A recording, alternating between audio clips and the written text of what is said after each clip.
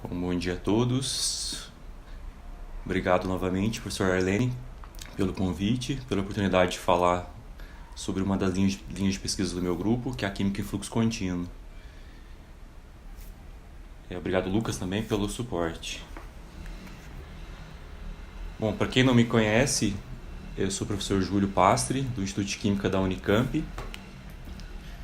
Já estou há 6 anos, na carreira docente.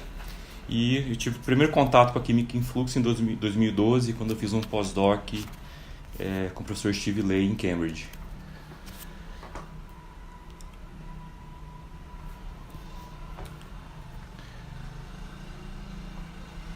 Nessa apresentação eu selecionei alguns exemplos do grupo, principalmente, para falar para vocês sobre a Química em Fluxo Contínuo. Então, boa parte da apresentação eu vou focar em alguns princípios, alguns conceitos fundamentais, importantes para a química em fluxo, e também, através de algumas aplicações, eu vou mostrar por que existe o interesse em se efetuar reações em modo contínuo. A química em fluxo ela faz parte do rol das Enabling Technologies, que é o termo em inglês. Em português a gente fala em tecnologias capacitadoras. Mas especificamente para a química orgânica sintética. A gente já tem pelo menos 4 Enabling Technologies disponíveis, banhos ultrassom, na sonoquímica, fornos micro-ondas para síntese assistida por micro-ondas. Mais recentemente também surgiram esses moinhos de bola para efetuar reações principalmente sem solventes, que é dentro da mecanoquímica, e a química em fluxo contínuo ela surgiu principalmente há uns 15 anos na área acadêmica. É importante falar, por isso que eu coloquei esse gráfico que mostra o número de publicações na área de química em fluxo nos últimos 15 anos. Observem que existe uma tendência crescente de publicações, mas a química em fluxo, o processamento contínuo em si, ele não é novo. Ele já vem sendo utilizado pelas indústrias químicas de base e indústrias petroquímicas há muito tempo. Boa parte desses processos eles são efetuados em regime contínuo. O que tem de novo na química em fluxo foi a adoção do regime contínuo pelo pessoal da área acadêmica, principalmente nos últimos 15 anos. E isso foi possível graças à popularização ou ao surgimento desses sistemas para se efetuar reações em modo contínuo em escala de laboratório. Então foi isso que permitiu essa popularização ou adesão da química em fluxo pelo pessoal da área acadêmica. Tá?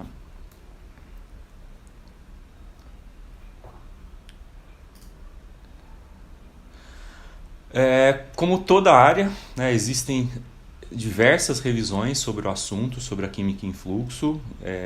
Eu mesmo tenho 2 ou 3 revisões na área, mas a revisão mais completa e mais recente é essa que foi publicada em 2017 pelo professor C. Berger, no Chemical Reviews. Então, se você não tem muito conhecimento sobre a química em fluxo e uma boa início, um bom ponto de partida seria essa revisão do Chemical Reviews. São quase 100 páginas, então é uma revisão bem longa, mas cobre praticamente todos os aspectos da química em fluxo.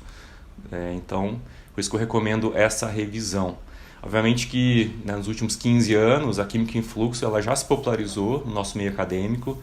Então, apesar da adesão não ter sido tão grande, nem todo mundo hoje tem reatores em fluxo em seus laboratórios, especificamente o pessoal que trabalha com química em fluxo, com síntese orgânica, desculpa.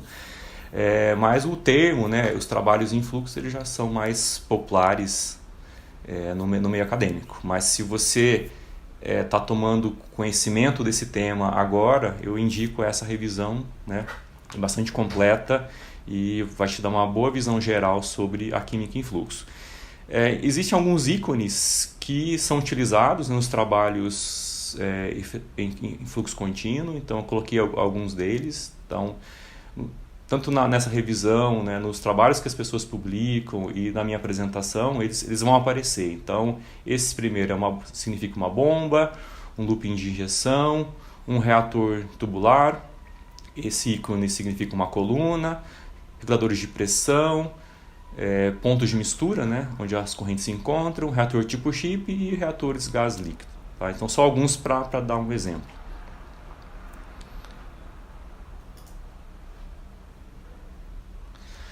Bom, o regime batelada, creio que a maioria de vocês está familiarizado, né? Creio que boa parte de vocês trabalha com síntese orgânica, com química orgânica sintética, então esse é o método que a gente mais usa no laboratório de química orgânica, o modo batelada. Nesse método, os reagentes eles são carregados no reator, deixados reagir, né? E o produto ele é coletado no final, né? Quando a reação terminou, e a partir dos procedimentos de WorkUp. Tá? Então, esse é o método tradicional de se efetuar reações em regime de batelada. Em fluxo contínuo, por outro lado, os reagentes eles são bombeados continuamente através do reator. O reator, tipicamente, ele é tubular, né? Ele tem essa geometria, e o produto ele deixa o reator também com uma corrente contínua. Ou seja, a reação ela acontece ao longo do comprimento do reator. Então, quanto maior for o reator, o comprimento dele, mais tempo a reação vai ter para acontecer. Então, esses são os dois métodos e as diferenças principais. Tá? No método, você carrega os reagentes, deixa reagir, coleta o produto no final, quando a reação terminou, e no modo fluxo contínuo, os reagentes eles são bombeados continuamente, a reação acontece de forma contínua e o produto ele sai do reator também de forma contínua.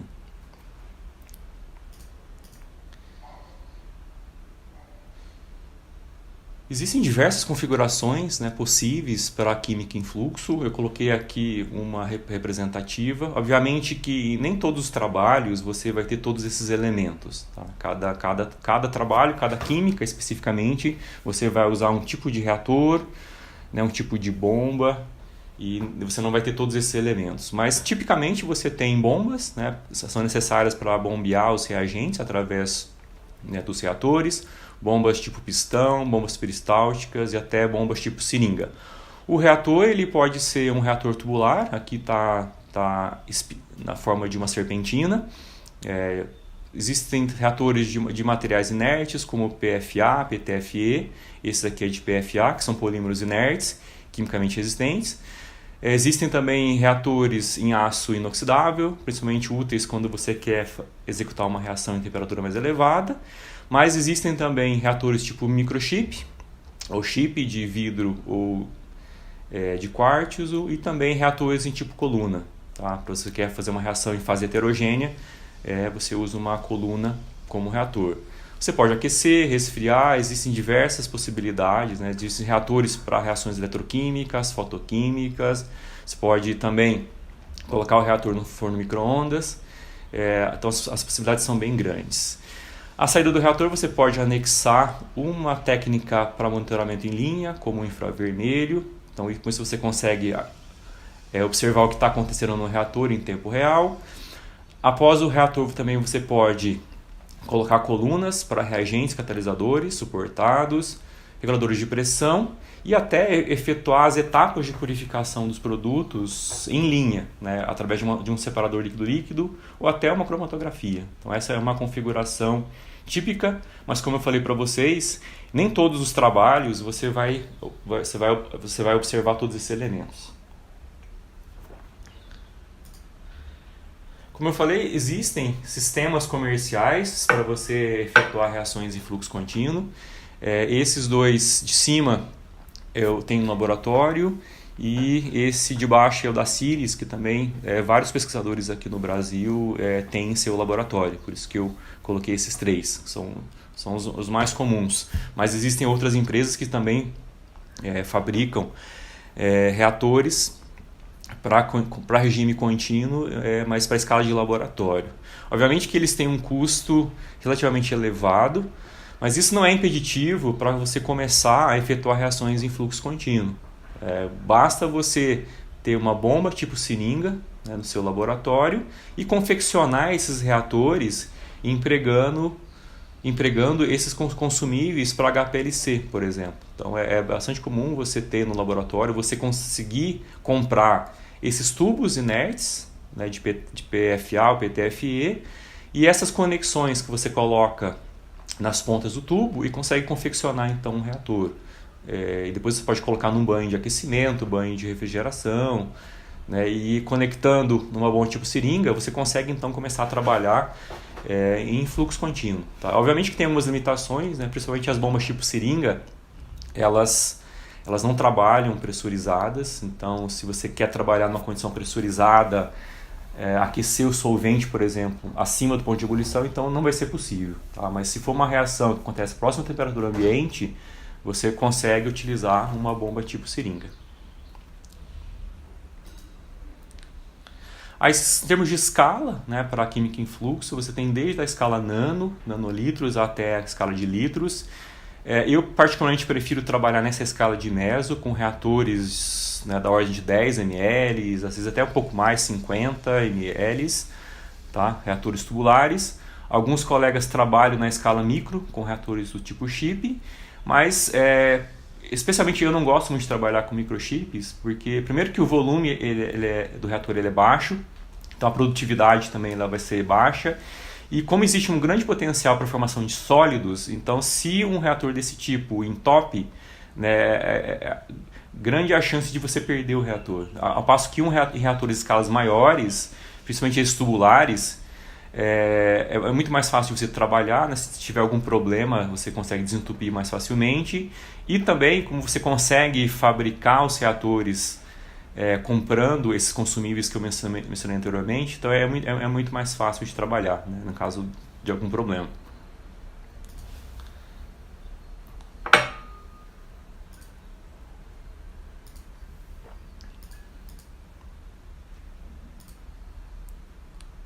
Desculpa. Bom, existe uma série de razões né, que justificam você efetuar reações orgânicas em modo contínuo, né? Tem uma lista grande, eu não vou detalhar elas nesse momento. Eu escolhi alguns exemplos para mostrar para vocês essas vantagens, né? Qual o benefício que a química em fluxo pode trazer para a química orgânica sintética, mas principalmente, né, essas vantagens, esses benefícios estão relacionados com uma melhor mistura dos reagentes, uma mistura mais eficiente e uma melhor transferência de calor e massa. Isso tudo é consequência dessa elevada razão entre a área superficial e o volume do reator. Aqui, a título de exemplo, se você tem um reator com essas dimensões, né, mimetizando um reator batelada, se você diminui, né, o tamanho dele, miniaturiza esse reator, você pode chegar numa condição como essa, né? Digamos que você espichou o teu reator, e observem que a razão entre a área superficial e o volume, ela aumenta quase 15 vezes. Tá? Então esse aumento de razão entre a área superficial e o volume é que confere essa mistura mais eficiente e essa melhor transferência de calor e massa que vai impactar na seletividade da tua reação. Tá? Em fluxo contínuo existem 4 princípios ou 4 parâmetros principais que a gente procura controlar ou variar quando a gente está otimizando uma reação em regime contínuo, principalmente o tempo de residência, a mistura, a pressão e a temperatura. Tá? Então, quando você está otimizando o processo em regime de fluxo contínuo, basicamente são esses parâmetros que você tenta variar ou controlar para otimizar uma reação. Em termos de tempo de residência, né, ele é equivalente ao tempo reacional em uma reação efetuada em modo batelada. Tá? Em batelada, o tempo de reação ele determina, né, o término da reação. Então a gente procura maximizar a conversão em função do tempo de reação. Em fluxo contínuo, a gente fala em tempo de residência, que é o tempo que cada fração da massa reacional permanece dentro do reator. Tá? Então, algumas moléculas entram, então, como você está bombeando continuamente os reagentes, essa massa reacional que entrou no reator, ela vai ser empurrada por mais massa reacional, por mais solução dos reagentes, e vai permanecer por um tempo específico dentro do reator, que é o tempo de residência.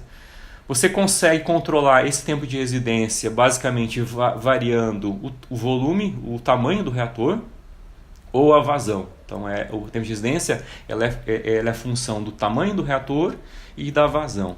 Tá? Então, existem duas maneiras de você controlar o tempo de residência. Ou aumentando o reator, usando reatores maiores, ou diminuindo ou aumentando a vazão. Tá? A taxa com que você bombeia os reagentes através do reator.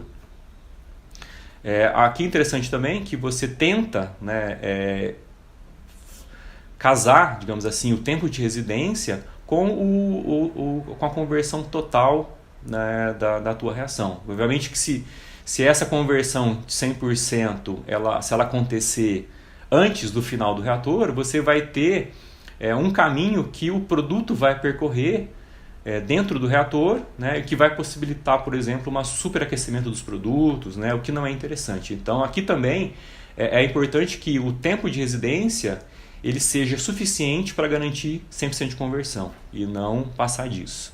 Né, ter uma superexposição do produto nas condições da reação. Outro fator importante é a mistura. Em batelada, a mistura geralmente ela é turbulenta, porque a gente tem agitadores magnéticos e mecânicos que vão garantir a agitação da massa reacional. Tá? Em fluxo contínuo, o fluxo ele pode ser laminar ou turbulento. Para reatores pequenos, né, que são tipicamente os reatores que nós utilizamos, né, no laboratório, cerca de 1 milímetro de diâmetro do tubo, o fluxo geralmente ele é laminar. A mistura ela é laminar, ou seja, a difusão ela acontece de forma radial, né, e ao longo do comprimento do reator. Tá? Então a mistura ela acontece por difusão. Por exemplo, se você está misturando duas correntes com reagentes diferentes, elas vão se encontrar nesse ponto e vão correr paralelamente, e a mistura ela vai correr por difusão. Uma solução vai se difundir na outra até que você tenha uma mistura, uma solução homogênea. Tá? Apesar, né, da difusão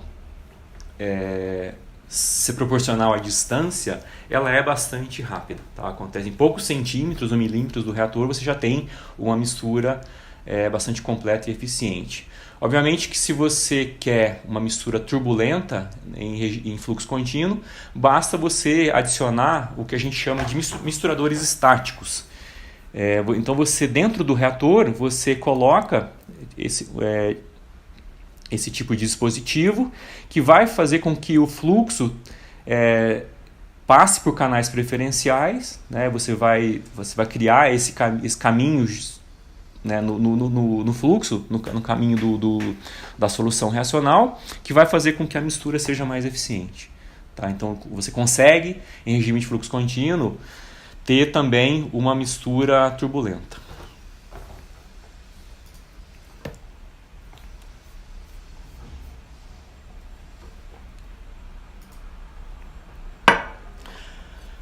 Por que disso? Em batelada, né, é importante você garantir uma mistura eficiente, né, porque é importante que você evite a formação de gradientes de concentração, como está mostrado aqui nessa figura.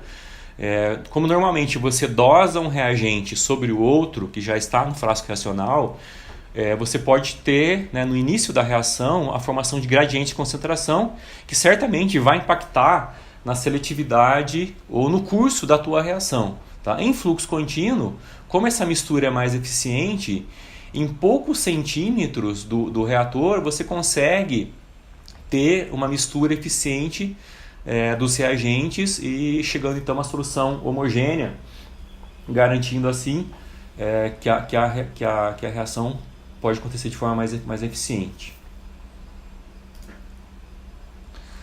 Outro parâmetro importante em regime de fluxo contínuo é a pressão.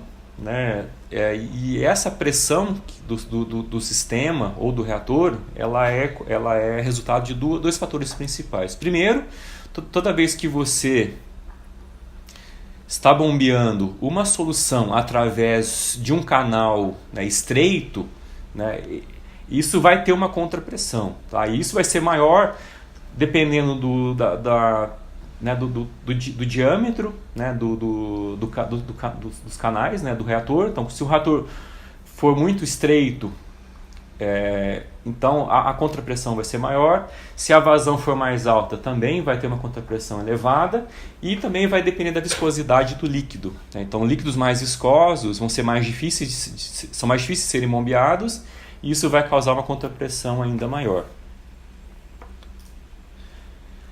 Ou você pode intencionalmente colocar um dispositivo na saída do reator, que a gente chama de regulador de pressão, para fazer uma contrapressão no sistema. Tipicamente, a gente usa esses reatores, que a gente chama de BPRs, são Back Pressure Regulators.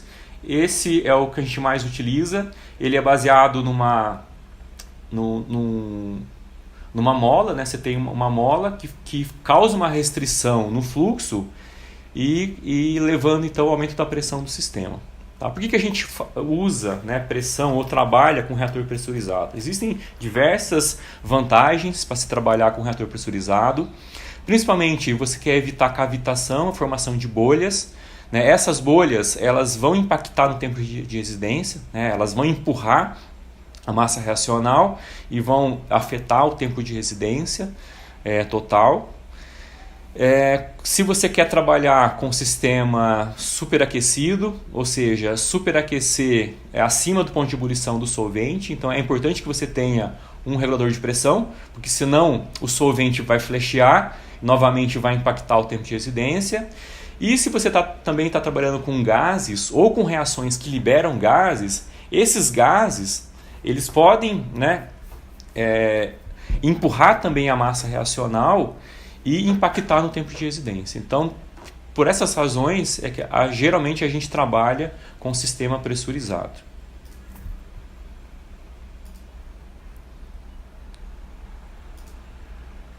E, finalmente, o quarto parâmetro-chave para a química em fluxo é a temperatura. Em batelada, a gente sabe que a formação de impurezas elas acontecem em pontos quentes na massa reacional. Tá? Então já existem estudos que mostram que o perfil de impurezas ele é bastante afetado pela formação de pontos quentes. Tá? E também, né, a gente sabe que nesses reatores em batelada, apenas as paredes do reator elas estão em contato com a fonte externa de aquecimento ou de refrigeração. Então, para que você tenha um aquecimento homogêneo ou uma refrigeração homogênea, você tem que garantir uma mistura bastante eficiente. Em fluxo contínuo, devido às dimensões pequenas do reator, você consegue minimizar essa formação de hotspots e, né, já na entrada do reator você tem basicamente uma temperatura, um perfil de temperatura bastante homogêneo. Tá? Isso, novamente, é o resultado dessa elevada razão entre a área superficial e o volume do reator. Tá? Em fluxo contínuo, você consegue fazer esse controle mais eficiente da temperatura. Em batelada, como o controle é mais difícil, você pode então ter o risco, né, de formação de impurezas, né? E também tem o problema da formação de embalamento térmico, que a gente fala, né, que é a reação superaquecer e você perder o controle dessa reação. Em batelada, né, geralmente esse é o perfil de temperatura. Quando você começa a aquecer uma reação, leva um tempo para você atingir a temperatura desejada e, né, nessa área então você tem um gradiente de temperatura que pode impactar a tua reação. Em fluxo contínuo, tanto o aquecimento como o resfriamento ele é mais homogêneo, tá? Que é exatamente uma situação ideal para qualquer reação que você esteja trabalhando. Se você aquecer demais a reação, você pode favorecer a formação de produtos laterais, né? Você vai fornecer energia suficiente para que outras reações aconteçam, ou até mesmo para que o produto da tua reação participe de reações laterais. Tá? Em fluxo, você tem um controle mais fino da temperatura, ao passo que em batelada, essa janela de temperatura ela é mais ampla. Tá? O que justifica que algumas reações em batelada tenham uma seletividade menor. Tá? Quando você trabalha também em temperaturas elevadas, você também consegue acelerar reações. Né? Pela equação de Arrhenius, cada 10 graus que você aumenta, né, na reação, você, em teoria, em princípio, você consegue dobrar ou fazer com que a reação seja 2 vezes mais rápida. Tá? Então, essa é uma das vantagens também de você trabalhar com reações com sistemas pressurizados e acima do ponto de ebulição dos solventes.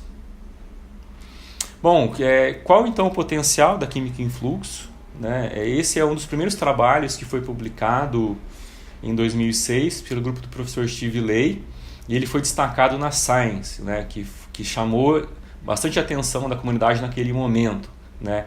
E eles consideraram esse trabalho, né, um marco no desenvolvimento de métodos, principalmente porque as 7 etapas dessa síntese elas foram efetuadas em modo regime de fluxo contínuo. Obviamente que nem todas as etapas elas foram integradas num processo único. Alguns intermediários eles foram isolados e depois colocados para reagir numa etapa posterior. Mas as 7 etapas elas foram executadas em 5 horas, né, totais. Obviamente que depois que a reação foi otimizada, e o rendimento total ele equivalia ao rendimento da batelada. Então, esse foi um dos principais trabalhos, né, foi um marco na síntese, na química orgânica, e o que despertou bastante atenção de toda a comunidade sintética. Como eu falei anteriormente, existe uma série de razões para você efetuar reações em modo contínuo, né? E eu vou exemplificar alguma delas com alguns exemplos ou do meu grupo ou dos quais eu estive envolvido no desenvolvimento. Bom, a gente fala, né, que as condições contínuas, o regime contínuo, ele geralmente fornece seletividades melhores. Isso, né, é o resultado do melhor controle da temperatura, da concentração e também da mistura dos reagentes. Tá? Então, se você consegue controlar esses parâmetros, como eu mostrei anteriormente, e eles impactam grandemente o curso de qualquer reação, então você certamente vai ter um processo mais seletivo, uma reação mais limpa. Como exemplo, eu mostro para vocês essa reação que eu estudei, que é a adição de reagentes de Grignard em sistemas alfabeto-insaturados, como cetonas alfabeto-insaturadas, catalisadas por cobre. Nessa condição, né, inicialmente tem-se a formação de um cuprato, de um organo cuprato, que se adiciona preferencialmente na posição 4. Então, essa reação ela pode levar à formação de 2 produtos. Produto de adição 2, geralmente quando você utiliza o reagente de Grignard, né, ele vai adicionar na posição 2, né, na carbonila. Na presença do cobre, ele vai formar o cuprato, que vai se adicionar principalmente na posição 4. Então, em batelada, essa reação tipicamente tem um rendimento baixo e a seletividade é de 90 para 10 em favor do produto de adição 4. Em fluxo contínuo, né, apesar de você ter apenas uma quantidade catalítica do cobre no meio reacional, em contato com quantidades estequiométricas do reagente de Grignard, né, nesse ponto, a reação ela levou a uma seletividade de quase 100%, né? Basicamente, só foi detectado o produto de adição 4 em um rendimento bastante elevado. Tá? Isso mostra, né, o potencial da química em fluxo para melhorar a seletividade de algumas reações. Isso, obviamente, que foi também o resultado do ORCAP ou do Quent, né, que foi feito em linha também. Tá? Em batelada, o rendimento geralmente ele é prejudicado porque você tem reações aldólicas competitivas que acontecem justamente no workup, né, quando você vai isolar o produto. Tá? Em fluxo contínuo, como o workup foi feito em linha, isso minimizou a formação dos produtos laterais.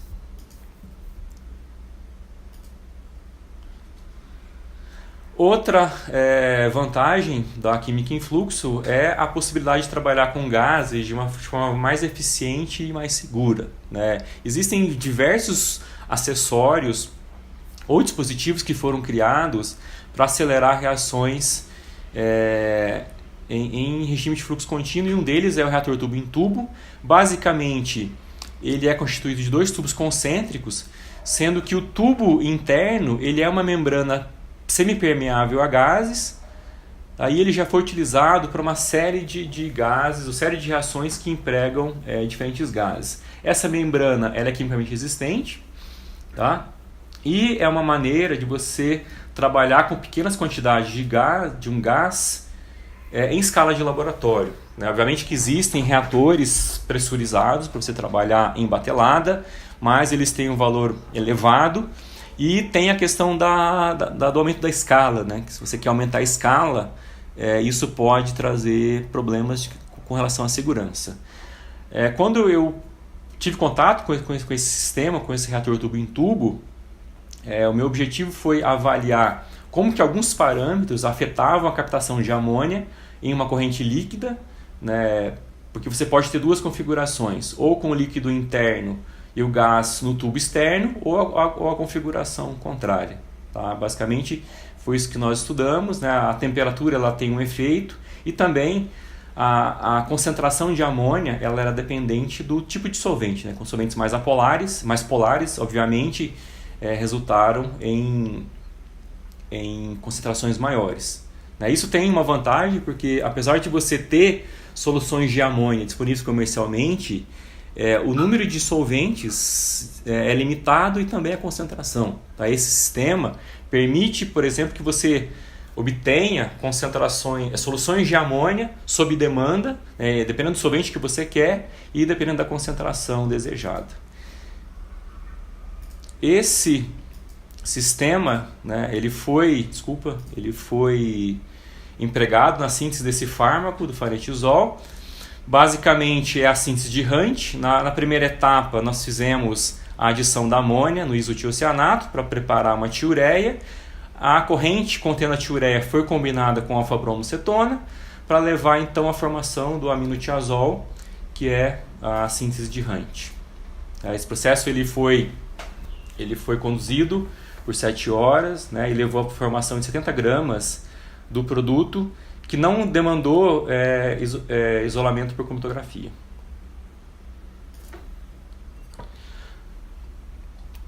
Outra vantagem da química em fluxo é a possibilidade de você trabalhar em leito fixo, né? Então, se você tem um catalisador heterogêneo ou um reagente suportado, é muito mais vantajoso você trabalhar em leito fixo, né? Ou seja, colocando esse catalisador suportado dentro de uma coluna e bombeando a solução dos reagentes através dessa coluna, né? Permitindo então que a reação aconteça ao longo do reator. Existe uma série de vantagens quando você compara com o modo batelada, principalmente a separação do produto ou dos produtos, ela é facilitada, né? Porque o catalisador ele está aprisionado dentro da coluna, então a purificação, o isolamento do produto é facilitada. Nessa condição você não tem agitação mecânica, como acontece em batelada, e essa agitação mecânica em batelada ela pode degradar o suporte e assim impactar o reciclo e o tempo de vida do catalisador. Em fluxo contínuo ou leito fixo você não tem agitação mecânica, e isso vai facilitar o reciclo do catalisador e vai dar a ele um tempo de vida maior. Tá? E também, nesse caso, como você não tem a degradação do suporte, minimiza também a lixiviação de metais quando se trabalha com catalisadores metálicos.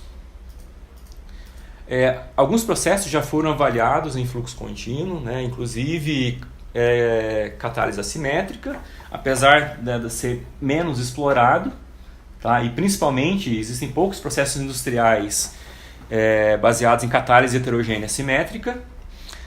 E o desafio é você garantir os mesmos níveis de seletividade, rendimento e reciclo quando você passa da fase homogênea para a fase heterogênea. Nesse exemplo, nós estudamos a adição de reagentes de organozinco em aldeídos para formar esses diarilmetanóis, que são intermediários importantes, inclusive intermediários para alguns fármacos comerciais.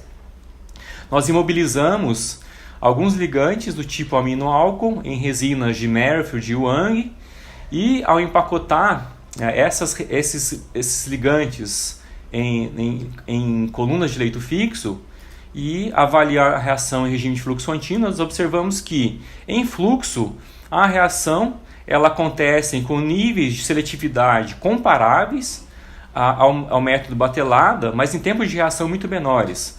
Se a reação em batelada demora 24 horas, em fluxo contínuo, a reação ela aconteceu em apenas um minuto e meio, um tempo reacional bastante curto. Tá?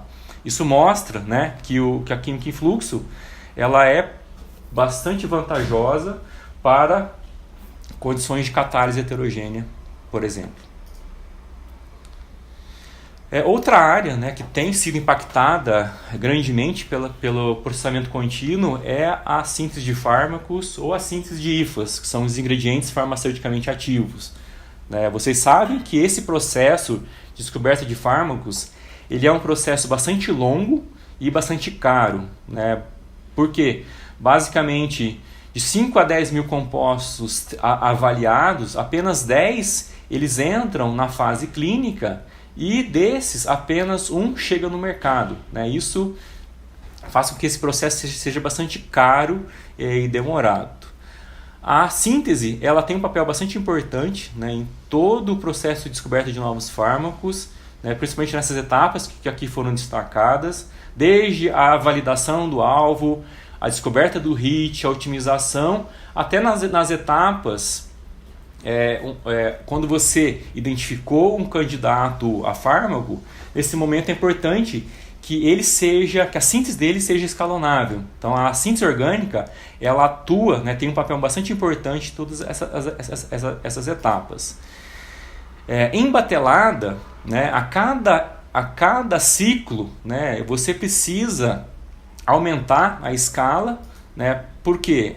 Porque para cada fase do desenvolvimento você precisa fornecer material para estudos in vitro, estudos in vivo e depois nas fases clínicas para estudos com humanos, com grupos maiores de voluntários, de pessoas. E em cada fase você precisa fornecer material suficiente para viabilizar esses estudos. Em batelada, quando você aumenta a escala, em cada ciclo você basicamente tem que reotimizar o processo, porque o escalonamento ele não é direto. Quando você aumenta a escala, o tamanho do reator, você tem uma piora naquela razão entre área superficial e volume, que impacta, obviamente, na seletividade e no rendimento da tua reação. Idealmente, você deveria ter um processo que fosse capaz de fornecer a quantidade de material que você tem interesse, ou deixando o reator funcionar por um dia, por um mês ou por um ano, e sem ter que efetuar essas várias etapas de otimização ou reotimização do processo a cada aumento de escala. Em fluxo contínuo, existem várias formas de aumentar a escala, e a mais simples é você deixar o sistema trabalhando pelo tempo necessário para fornecer o material que você deseja. É aquele princípio. Se você quer encher um copo de água ou uma banheira, a torneira é a mesma, basta você deixar a torneira aberta pelo tempo desejado, para encher um copo, uma garrafa ou uma banheira, ou até uma piscina. Tá? Esse é o princípio que está por trás desse aumento de escala em fluxo contínuo. A química em fluxo ela pode impactar tanto a descoberta de fármacos como a síntese de IFAs, de princípios ativos. Na síntese de princípios ativos, você pode integrar etapas em um processo único. Isso ajuda na minimização das purificações dos intermediários, né? Você vai ter então uma redução da geração de resíduos, principalmente porque na indústria farmacêutica 80% dos resíduos são devido aos dissolventes, né? Isso justifica porque que o fator E, né, da indústria farmacêutica, farmoquímica, ele é tão alto. Ou seja, para cada quilo de IFA, de fármaco sintetizado, você gera até 100 kg de resíduos. Tá? E a química em fluxo ela também pode impactar a descoberta de fármacos, né? Se você, desde aquelas etapas iniciais do Drug Discovery, se você já aplicar o processamento contínuo ou os reatores em fluxo contínuo para você gerar biblioteca de compostos, para você triar condições de reação e até mesmo para você aumentar a escala quando você for evoluindo no processo de descoberta de novos fármacos.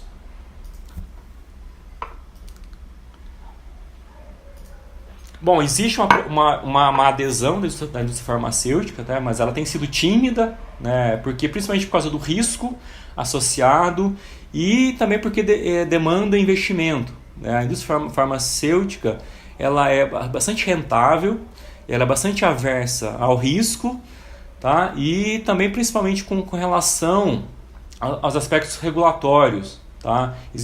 Existe uma dúvida grande, né, por parte da indústria farmacêutica com relação aos aspectos regulatórios, mas o FDA ele já fez, né, alguns documentos para orientar as indústrias farmacêuticas e farmoquímicas na adoção do processamento contínuo para a aprovação de novos fármacos. Desculpa.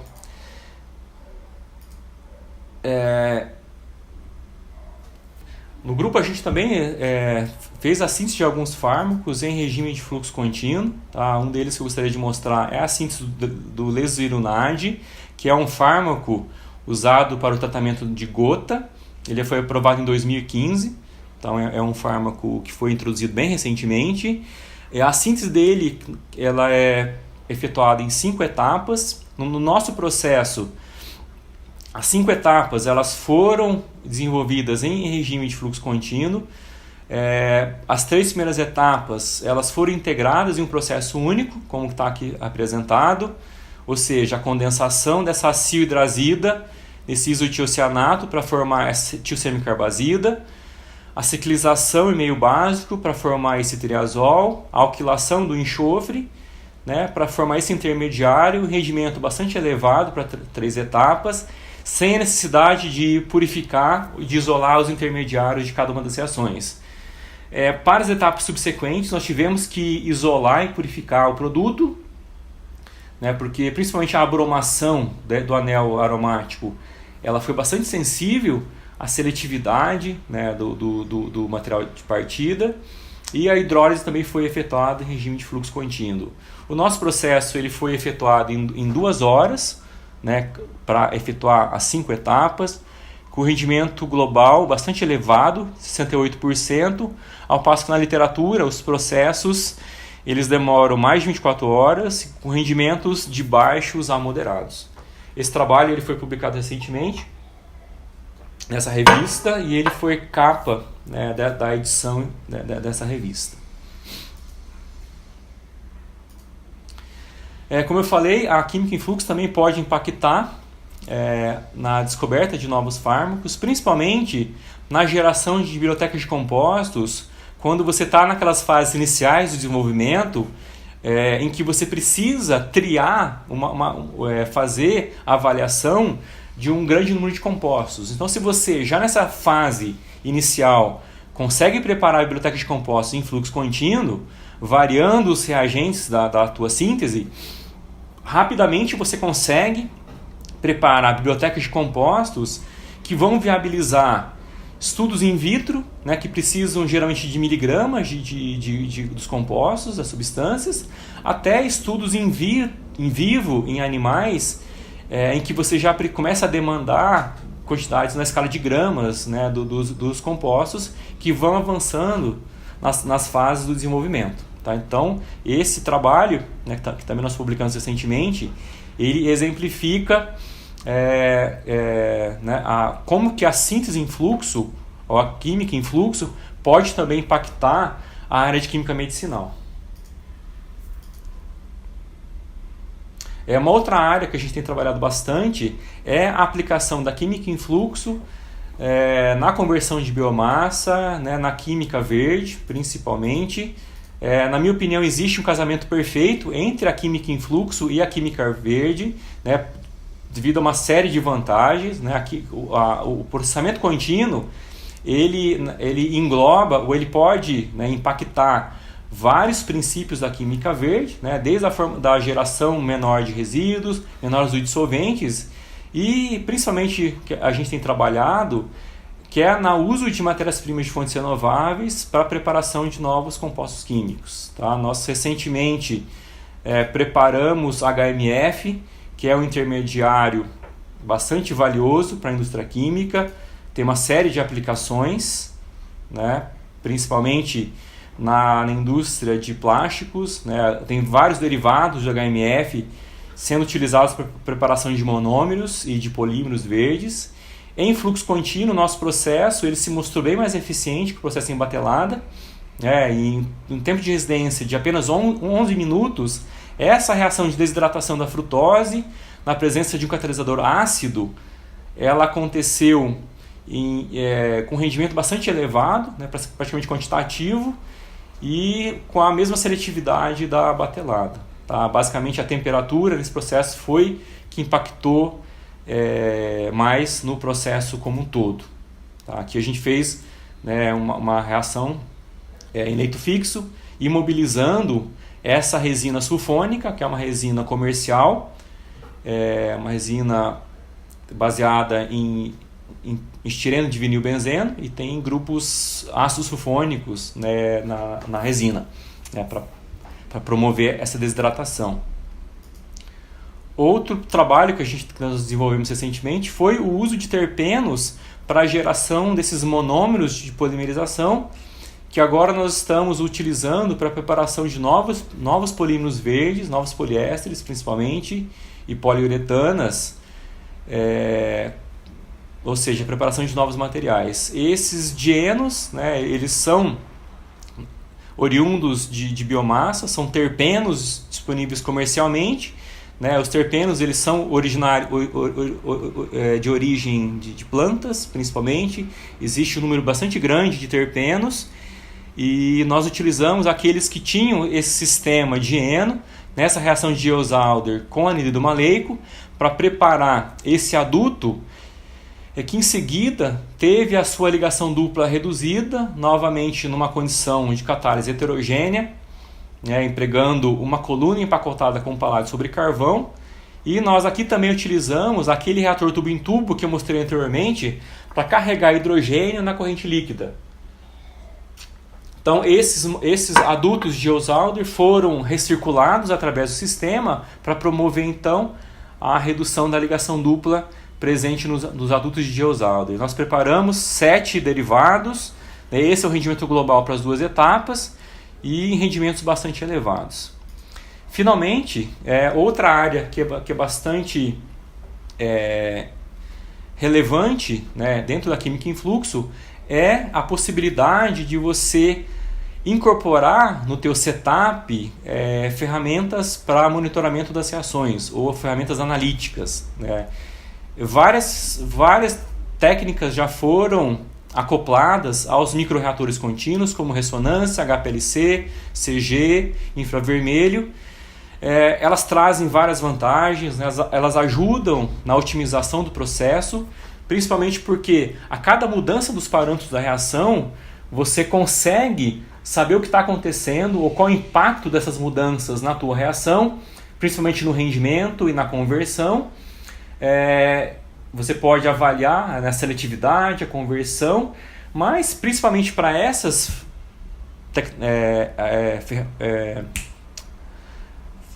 técnicas, né, espectroscópicas e espectrométricas, existe um alto custo de aquisição e manutenção. Foi pensando nisso que nós fizemos esse trabalho, em que nós utilizamos o Micronir, que é um dispositivo bastante compacto, ele tem um custo mais reduzido, né, quando se compara com aquelas outras ferramentas, né, que eu mostrei anteriormente. Então, na saída do reator, naquele mesmo processo que eu mostrei anteriormente, nós colocamos essa flow cell, basicamente uma cubeta, e o micronir, né? Então, foi possível monitorar o processo, porque nessa região nós vimos, né, um aumento da intensidade dessa banda, que é resultado, né, tanto da formação do produto, né, da carbonila, né, da segunda da banda de overtone da carbonila, e também da primeira banda de overtone da água, que é o coproduto do processo.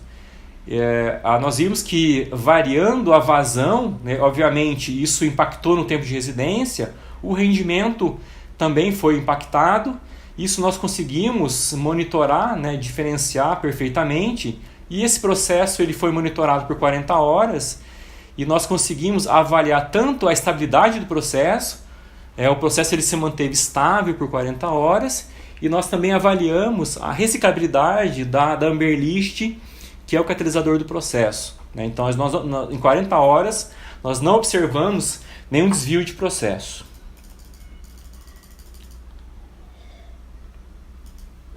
Bom, para finalizar, né, espero que eu tenha conseguido mostrar para vocês, né, qual a importância da química em fluxo para a química orgânica como uma tecnologia facilitadora.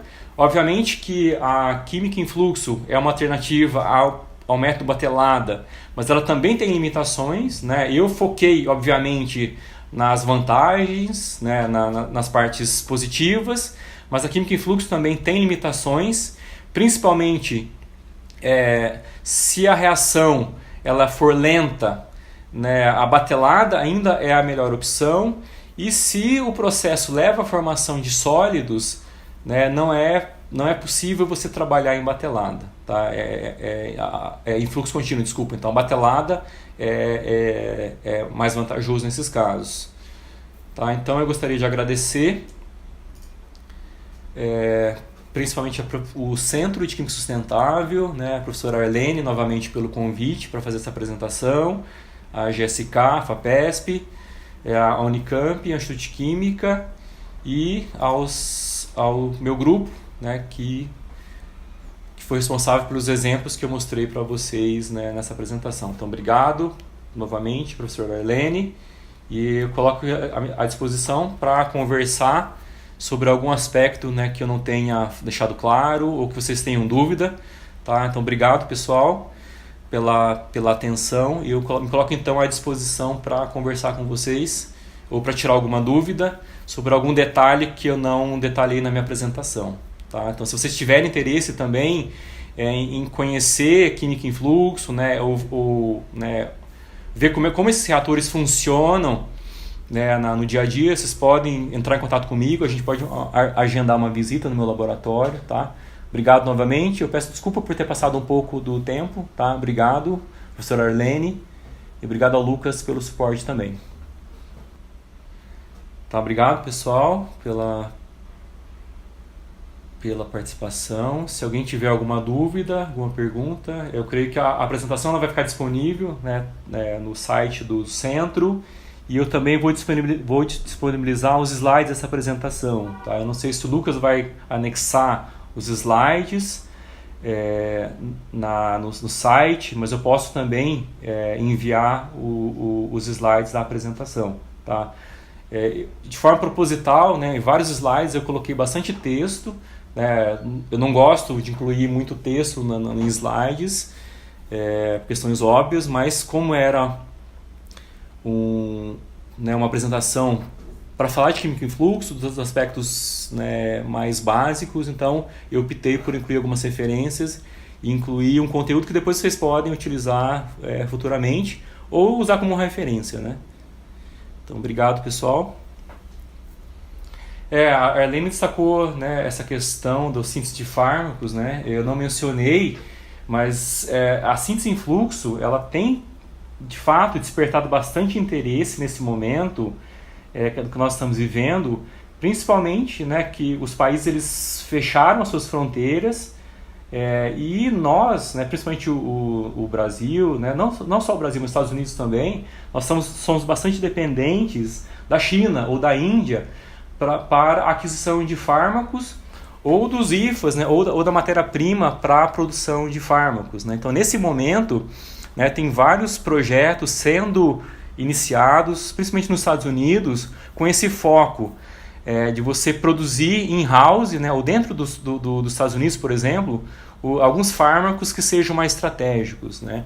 Nos Estados Unidos, tem um centro de química em fluxo ou de processamento contínuo que fica no MIT. Ele é apoiado pela Novartis, então tem vários trabalhos nessa área, principalmente para a síntese de fármacos, e em que eles têm exatamente esse objetivo de você conseguir produzir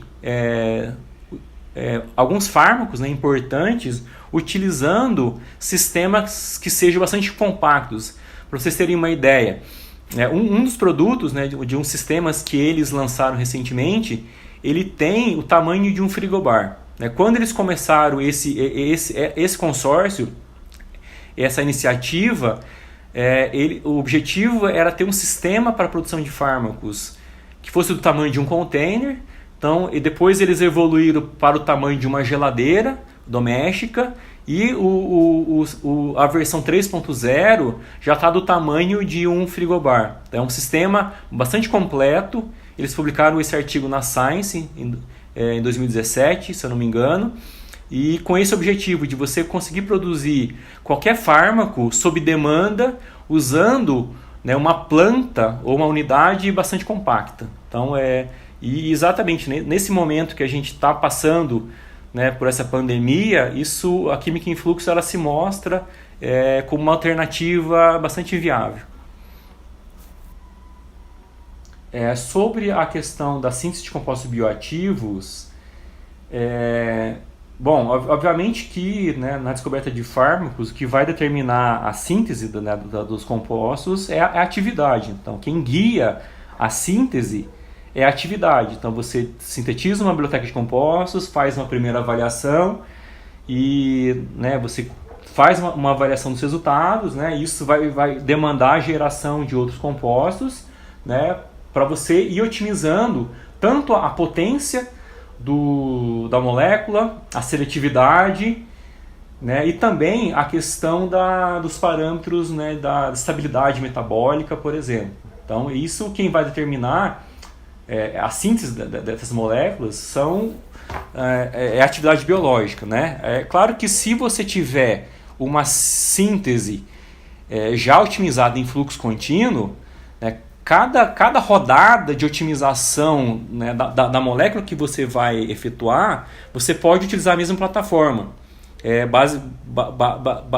Basicamente, você tem que utilizar os reagentes necessários para produzir o análogo de interesse. Tá? Então, você não tem que utilizar né, a síntese de uma forma diferente, né? Uma outra pergunta, né, que me lembra essa pergunta, uma pergunta bastante típica, o que é mais vantajoso? Você usar a química em fluxo ou a batelada quando você vai avaliar uma reação nova? Então, essa é uma pergunta bastante típica e a pergunta a resposta é batelada, né? Se é uma reação que você não tem ideia de se ela funciona ou não, como ela se comporta, a batelada é melhor. Eu sempre falo pro pessoal que a química em fluxo ela não faz milagres, né? Então, se é uma reação que em batelada ela não funciona, em fluxo contínuo dificilmente ela vai acontecer, né? Então, você consegue otimizar um processo, você consegue melhorar a seletividade, mas para descobrir novas reações, novas reatividades, a batelada ainda é a opção de escolha, a opção número 1. Tá? Bom, sobre a questão a pergunta da Jéssica sobre metabolismo secundário, essa não é bem a minha área, tá, Jéssica? A minha formação é química orgânica sintética, né? Eu sou químico orgânico sintético de formação. Eu até tenho uns trabalhos, né, mais voltados para química medicinal, mas eu sou o cara que fornece moléculas, né? Eu não sou o químico medicinal, né, digamos assim. Tá? Existem vários livros, né, sobre química medicinal. Depois, se você quiser me mandar um e-mail, eu posso te mandar alguns títulos, né, de livros da área de química medicinal, tá? E posso te passar. Me manda um e-mail, né, no primeiro slide tem o meu e-mail. Me manda um e-mail que eu te passo algumas indicações de livros, tá? Que eu tenho, né, para compartilhar com você. Tá? Mas não é a minha área de atuação. Tá? Quando o produto é sólido, né, mesmo se você quer trabalhar em fluxo contínuo, ou você muda a química, né, você tem que utilizar outras reações, outras metodologias que não levem à formação de sólidos. Quando o problema for os reagentes. Tá? Então, se os reagentes forem sólidos, ou você tem um catalisador, né, ou você muda a química, ou você mexe no processo. Se for um catalisador sólido e imobilizado, você pode trabalhar em lento fixo, como eu mostrei para vocês. Agora, se a reação leva à formação de um produto que seja sólido, ou algum intermediário ou subproduto sólido, algum sal, por exemplo, sal inorgânico, composto inorgânico, aí você tem que mexer no processo. Às vezes trocar o solvente, colocar um co-solvente que vai aumentar a solubilidade do produto, às vezes resolve. Aumentar a temperatura também às vezes resolve, né? Porque conforme você aumenta a temperatura, a solubilidade ela também aumenta. A gente sabe disso. E é isso que a gente faz. Ou aumenta a temperatura, ou adiciona um co-solvente que vai solubilizar o produto ou algum intermediário que seja sólido. Ou se colocar um co-solvente não for possível, uma alternativa é você aumentar a diluição, trabalhar com soluções mais diluídas. Mas não é a opção mais vantajosa, porque se você aumenta a diluição, a produtividade vai ser menor, vai ser cada vez menor, e isso não é vantajoso. Tá? Em fluxo contínuo, como você trabalha com controle mais fino da temperatura, da mistura, isso te permite trabalhar com soluções mais concentradas. E isso vai impactar na produtividade. Quanto maior for a concentração da tua reação, mais produto você vai preparar por unidade de tempo. E se você dilui, obviamente, você vai produzir menos e isso não é vantajoso. Tá? Particularmente, eu utilizo sistemas comerciais. Eu não desenvolvo reatores nem dispositivos para química em fluxo. Mas eu tenho colegas na engenharia química que trabalham, por exemplo, com microfabricação ou com desenvolvimento de dispositivos ou de novos reatores para química em fluxo de escala de laboratório. Um deles é o professor Harrison Santana, da engenharia química. Tá? Geralmente, o pessoal da engenharia química, os engenheiros químicos, que trabalham no desenvolvimento de novos reatores e de novos sistemas para a química em fluxo. Tá? Basicamente, eu sou um usuário, né? A gente tenta utilizar os sistemas que são disponíveis comercialmente, ou desenvolver sistemas, né, como aqueles que eu mostrei para vocês, homemade. Ou seja, nós compramos os tubos, as conexões, nós montamos reatores, né, no laboratório, principalmente porque é mais barato, né? Os reatores comerciais eles são muito caros, mas a gente não trabalha com desenvolvimento de novos sistemas, mas existem, né, outros pesquisadores da área que trabalham com essa vertente, mas basicamente você precisa de engenheiros químicos, tá? Eu trabalho mais com química orgânica sintética. Com relação à formação de produto viscoso, sim, né? Inclusive vários processos você trabalha com condições que a gente chama de NIT, ou puro, né? Que é você bombear o reagente puro, sem usar solventes. Então, se algum dos reagentes for líquido a temperatura ambiente, mesmo que ele seja viscoso, você consegue bombear. As bombas elas permitem o bombeamento de reagentes que sejam viscosos. Mesmo que o produto seja viscoso, como eu falei anteriormente, se você aumentar a temperatura, essa viscosidade vai diminuir, isso vai facilitar o bombeamento. Tá? Então, em vários processos, né, as pessoas tentam, né, no limite, trabalhar com condições NIT, que é você bombear um dos reagentes puro, né, sem uso de solventes, desde que ele seja um líquido. Se ele for viscoso, você pode aquecer o reservatório e você consegue bombear também. As bombas, elas permitem o bombeamento de soluções viscosas ou de reagentes que sejam líquidos viscosos. Pergunta do Rafael. Para reagentes líquidos, gás, o mix em temperatura é mais eficiente no flow comparado à batelada? Sim, porque em batelada você ou vai ter que pressurizar o reator, né, ou você vai ter que bombear o gás na solução. Né? E aí você tem o problema que eu falei, que é a relação da área superficial. Ou seja, apenas uma porção da massa reacional vai estar exposta ao gás. Né? Isso com certeza vai impactar a reação, né? Aquela transferência de massa que eu mencionei na apresentação.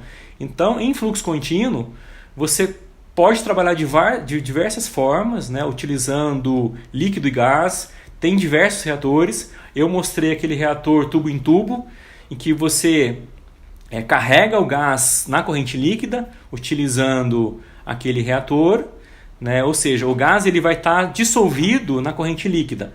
Mas existem outros reatores que você trabalha com plugs, né, de gás e de líquido. Você combina uma corrente líquida com a corrente de uma gasosa, e isso vai gerar plugs de gás e de líquido. E a reação ela vai acontecer na interface desse plug. Você vai ter né, pequenos plugs de gás e de líquido, que é o que a gente chama de slug flow ou Taylor flow. Mas tem vantagens e desvantagens, tá? Vai depender, né? Você pode utilizar esse slug flow ou você pode utilizar esses reatores à base de membrana quando você quer dissolver o gás na corrente líquida. Tem vantagens e desvantagens. Depende do que você tem disponível no seu laboratório. Esse reator tubo em tubo, ele parece ser um pouco complicado para montar, mas não é. Tá? A gente consegue montar no laboratório, empregando algumas peças que a gente consegue comprar facilmente, da Swagelog principalmente. Mais uma alternativa é você trabalhar, né, com esse slug flow que eu mencionei, e aí você vai ter plugs, né, plugs de gás e de líquido, né, que também é eficiente, tá? Mas aí você vai ter que né, controlar a vazão do gás para que você tenha os plugs do tamanho que você quer, tá? Nesse caso, geralmente é aconselhado você usar um controlador de massa, né, que é o Mass Flow Control, que é um dispositivo que vai controlar a vazão do gás. Aí esse dispositivo, geralmente ele é um pouco caro, tá? Mas é possível você trabalhar mesmo que você não tenha esse controlador de fluxo do gás. Aí você vai ter que controlar a abertura do cilindro do gás para que você tenha os plugs do tamanho que você deseja, né? Plugs pequenos, de alguns centímetros. Porque se o plug for muito alto, muito grande, aí a transferência de massa de uma fase para outra vai ser prejudicada. Mas eu particularmente prefiro trabalhar com esse reator tubo em tubo, né? Que ele é fácil de construir, e aí você consegue trabalhar com uma condição homogênea. Ou seja, o gás ele vai estar dissolvido na corrente líquida.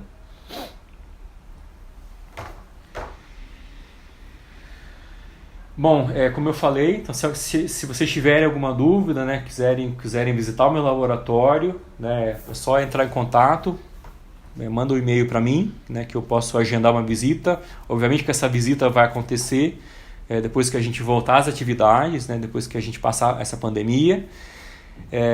Então eu agradeço novamente a professora Arlene pelo convite para participar desse webinário, para apresentar Química em Fluxo, e também uma parte do meu trabalho.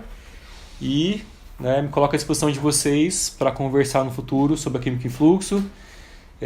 Ou vocês podem visitar meu laboratório, ou a gente pode conversar em algum congresso. Espero que a gente tenha o BIMOS no segundo semestre, a SBQ. Então, novamente, professor Leno, obrigado pelo convite. Obrigado, Lucas, pelo suporte. Eu agradeço vocês pela atenção, pela participação desse webinário. E isso aí. Obrigado, pessoal, e até a próxima.